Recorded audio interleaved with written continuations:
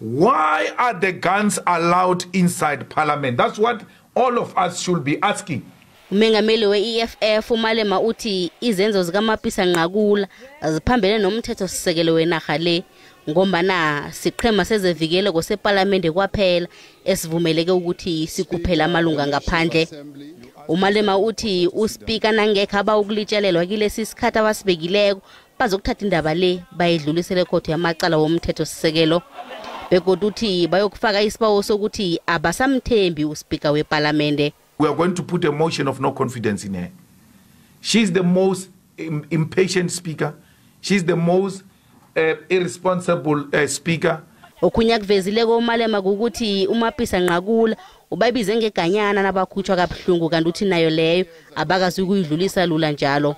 uNosiviwe Mapisa-Nqakula said animal out, which was in reference to EFF members of Parliament.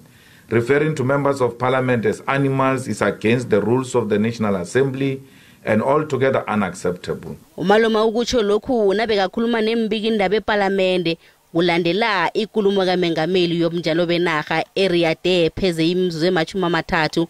Amalunga we-EFF nabekaphikelele ngokufuna ukuveza amazizo wabo ukufikela lapha khutshwe khona ngekani. Nakungasinjalo uMalema uyiphikile ukuthi bebalinga ukulimaza umengameli nabathinga kuye ngesikhathi bakhutshwa. uMalema uthenye basilinge ekhulu ukuthi ngemva kokuqotha kwabo kuthiwe akunamuntu ovunyelwe ukukhuluma.